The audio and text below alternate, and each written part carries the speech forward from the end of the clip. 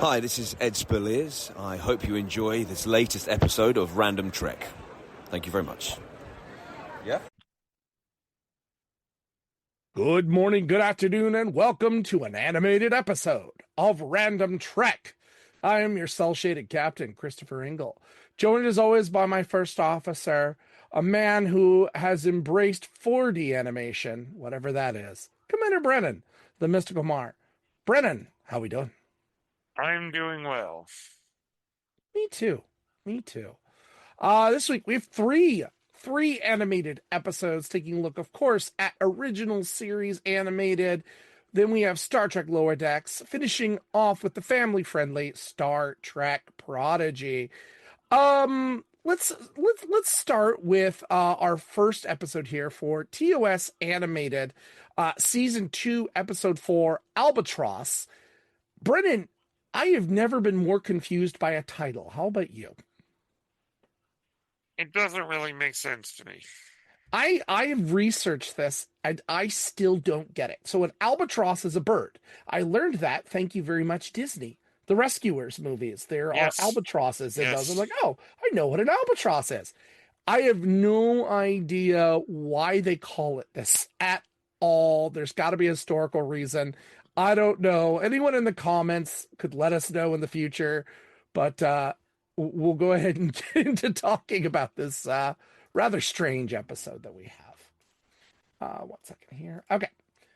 So the Enterprise is visiting the planet Dramia to deliver medical supplies. But the authorities immediately ask for the arrest of Dr. McCoy for mass murder. Now, we've seen this plot in others in different ways, but I'm always intrigued when they do, because I want to know what happened. What is going on? Yes. So they claim that 19 years before, Dr. McCoy was part of a team that supervised the inoculation of Dramia 2, and that once he left, most of the inhabitants died from a plague. The government believes in swift justice and that the plague has to be a result of McCoy's activities. Kirk takes the Enterprise to Dramia 2 to investigate. There, they find a survivor from the inoculations, Koltai, who he was off-world at the time, but remembers being healed by McCoy. And he's willing to testify that the doctor is not a murderer. But on the way back to Dramia, they begin to witness developing symptoms of this plague. Their skin color changes, including Captain Kirk and many of the rest of the crew. Except, of course, for Mr. Spock. Except for Spock. As they mentioned earlier, Vulcans are immune to this disease. With the entire crew infected, Spock is forced to break McCoy out of jail. He uses the nerve pinch to knock him out. It's amazing how well that nerve pinch works on so many species. Apparently, they all have nerves in their neck, I guess. And they all speak English. Anyway. Well, there's that problem, too, yes. So they beam him back and they work out a cure. Near death, Kirk realizes that the pigment change was not caused by a plague, but a spatial aurora. So McCoy is able to develop a cure for them, and the Dramians drop all the charges. So it wasn't a medical plague, but this aurora that's happening that causes them to change, their faces turn blue, and they die. Okay, I guess. And Vulcans are immune to this? A little confused by that. I'm going to be honest.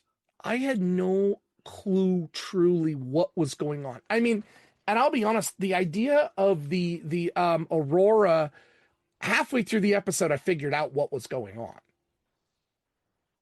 Yes. It kind of lost the mystery part of it, and there was potential in here. And I don't get it.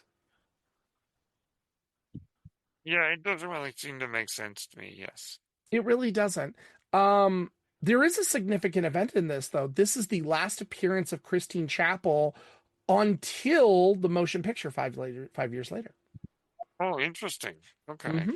Yeah, that's a neat little thing. But otherwise with this episode, I don't understand the title. The mystery is intriguing in the first half, but once you figure out what it is, you're like, wait, what? Why? Huh? What? This really feels like a hastily written piece of work. And it feels like Saturday morning television. To bad ways. Yeah, it does feel a little bit incomplete. Yeah. Like, if this had been like an hour-long episode, maybe Yeah. it would have made more sense. We've seen other episodes where people have been abducted or taken for laws. Wesley Crusher, um, I'm thinking Miles O'Brien, Roxanne Dawson, yeah, like different As characters. I've been honest. Yeah, B'Elanna. For some reason, her real name popped up in my head Yep. first. Yep. But anyway, the point is, we see this plot again in the future. It's not good. This is not good, and it is the tail end of this series. There's only 2 more episodes after this. For a second season that only lasted 6 episodes, I think we could tell why this did not go well. It's just not fun. Yeah, I think I would agree with you there. Yeah. I really hate with the animated series how, like, sometimes we get episodes that are really great, We like the have one where gotten some, yes. Spock going back in time. It's a great episode. The one with Kukla Khan, actually, I like that one. That was Yeah. fun. Yeah. But the rest of these sometimes are just odd and weird, and you're like, why is there? And I still, Albatross, somebody please, why was it called Albatross? And why does a spaceship passing through a nebula get people sick? I no idea. I don't know. Science was not on their side I here. don't know. I don't know what's going on. Let's move ahead to Lower Decks, something that I know we enjoy. Oh, yes. So this was yes, the yes. season finale. This was episode 10 of season 3, The Stars at Night. I make reference to it. My wife is from Texas originally, and that is the start of the theme of Texas. The stars at night, Yes. the big and bright. Yeah. Yes. This is in reference to the Texas class ships that Admiral Buenamigo are creating. So, that's a reference I didn't get. Interesting. isn't it cool? Yeah. Admiral Buenamigo proposes that the Cali class ships be mothballed and shut down being replaced by the newer Texas class ships. AI ships. Yes, they are AI generated. Captain Freeman challenges him to a second contact race. If they can complete 3 missions before the Texas class, then the California class stays. If not, then Texas class comes in. Mariner, meanwhile, is remember, she's been kicked off the ship. She's left the ship. She's decided to join Aberdeen in archaeological saving, shall we call it? Katniss Everdeen? Oh, wrong series. Aberdeen. But she's very suspicious of Aberdeen about where are we being Aberdeen. funded. I think it's at Aberdeen. I'm like, Katniss? Not Everdeen, Aberdeen, yes. I'm like, is this a crossover with Hunger Games? No, but it is a crossover with another Star Trek property because we find out that Aberdeen is being funded privately by Admiral Picard. Yes. Admiral Picard is a fan of archaeology. But in reality, Mariner kind of just admits she wanted an excuse to return to Starfleet. Yeah. So the Cerritos goes on this race, and on the second planet, they're setting up an outpost, and they think they might have discovered microscopic sentient life. And they double check, like, no, it's not. But the Texas did not detect that. The Texas class, the Alito, did not detect that. As a result of that delay to make sure that there was no life, the Cerritos lost the race. But in double checking that information, Freeman goes, wait a second. You didn't follow an important procedure that is the basis of first contact and the almighty prime directive. You need to wait. Stop. This is not good. But in this process, Rutherford, throughout the episode, has been realizing, wait a second, the code for the Alito looks really familiar. Really familiar. And at the last minute, he realizes, oh no, I created this code. In fact, this is the same code I used for Badgie.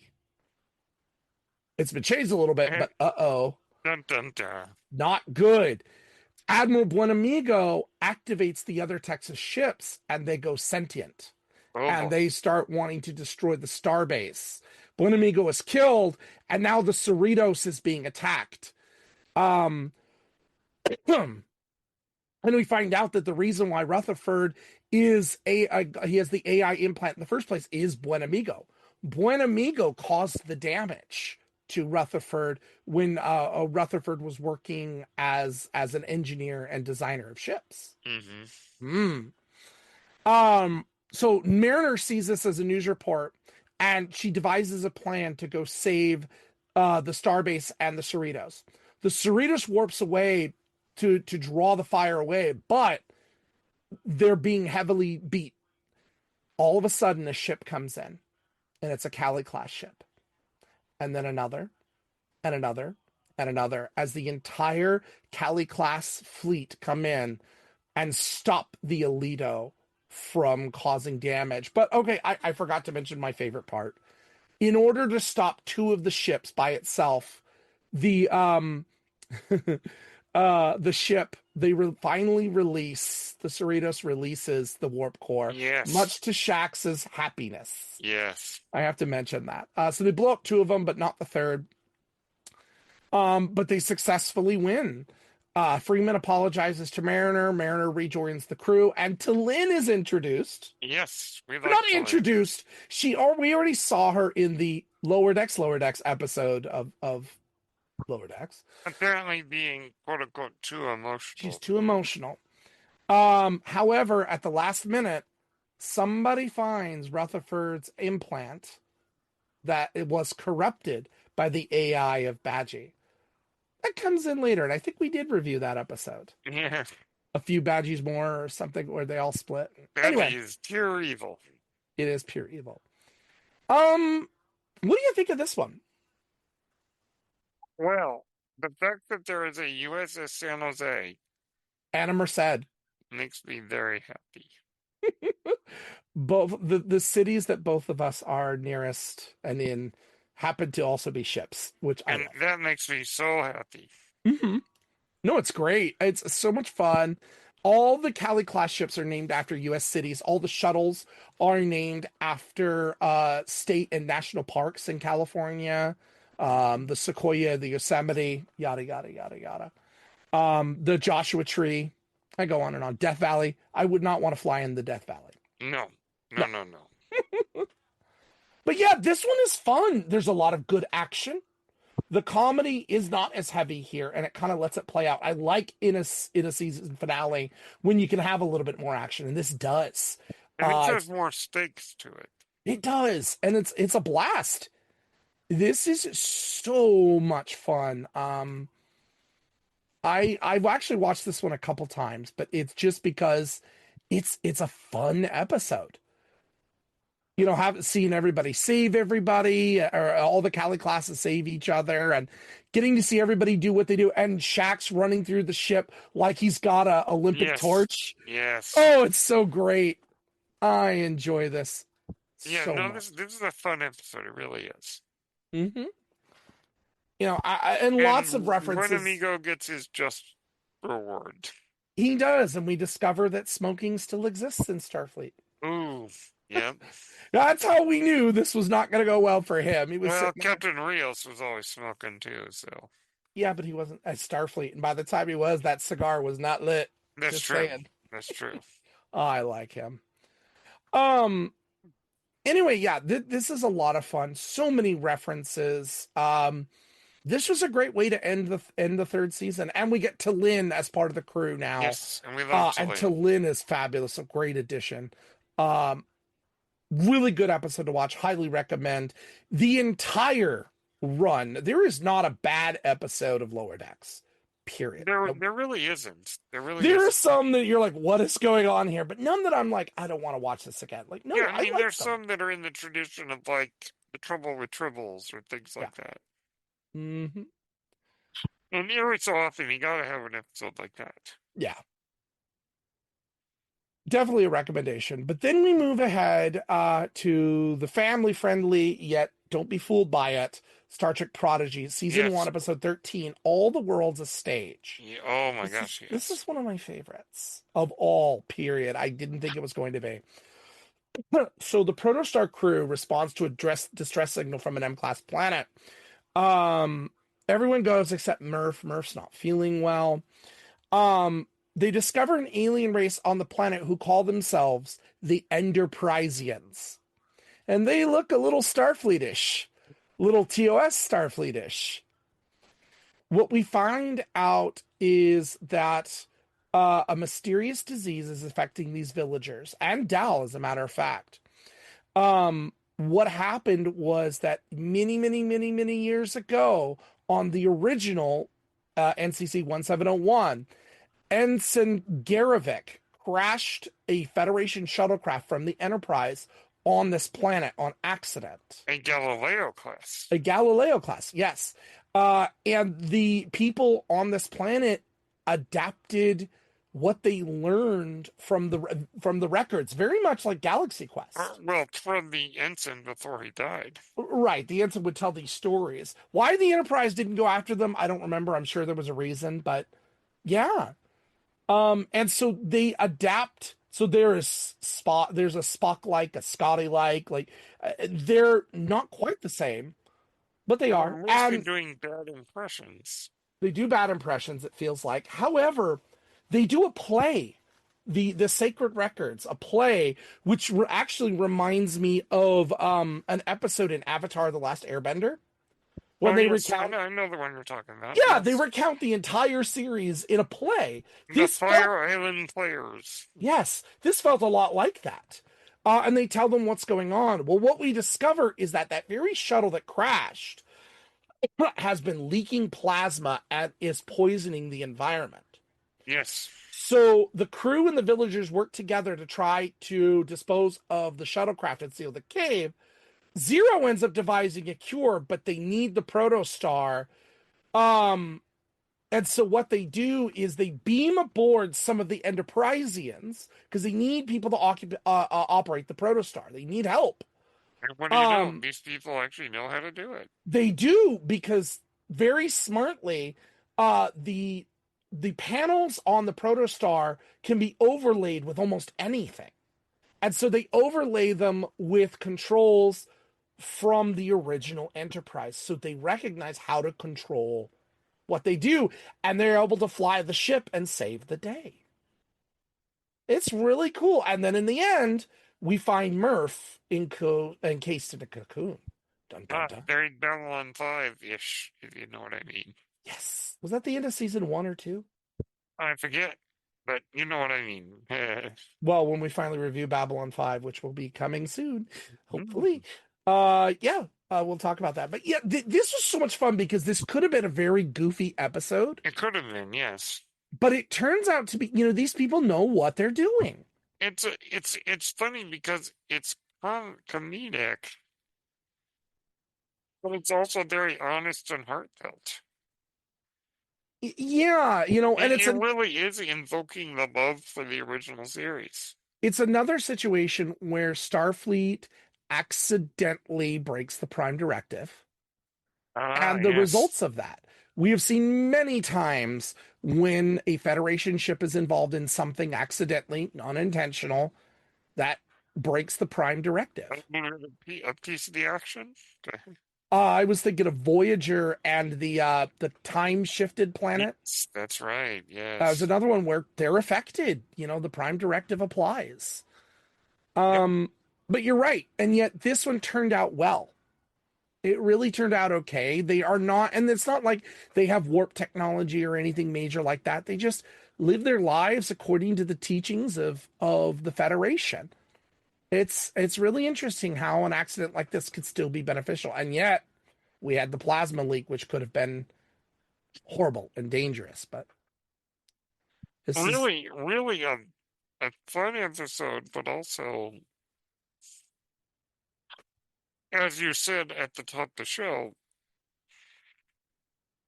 never underestimate Prodigy. Yeah, don't. I mean, you know, It is the Star Wars Rebels of Star Trek.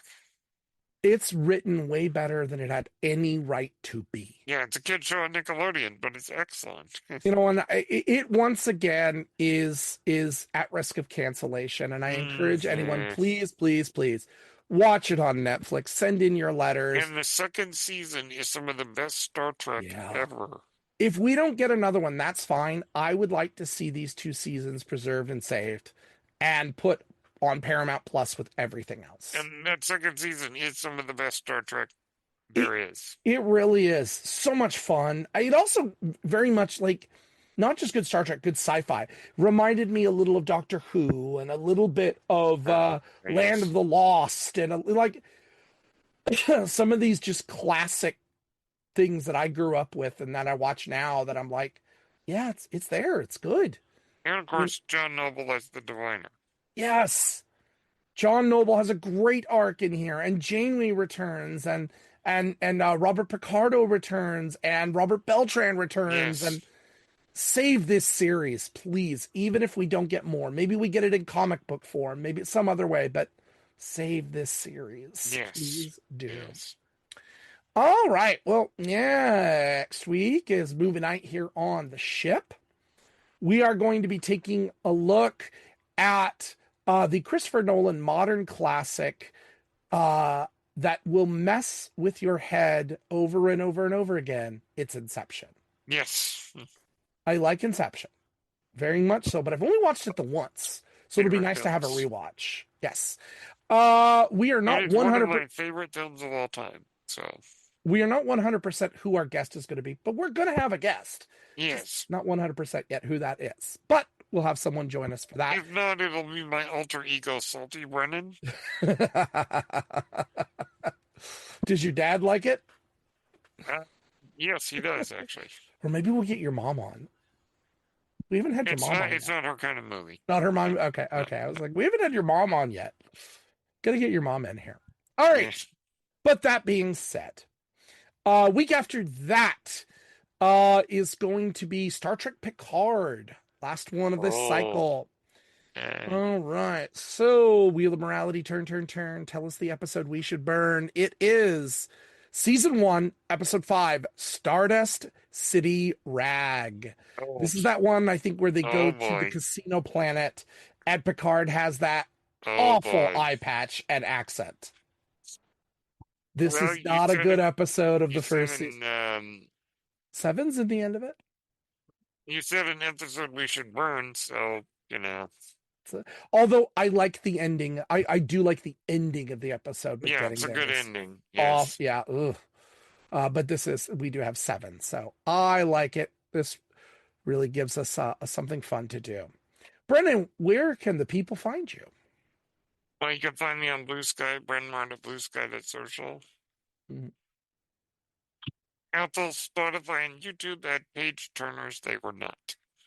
And you can find me on Twitch and Twitter at cingle1984. But as always, we end every episode. Kapla, and live long and prosper. Peace and long life.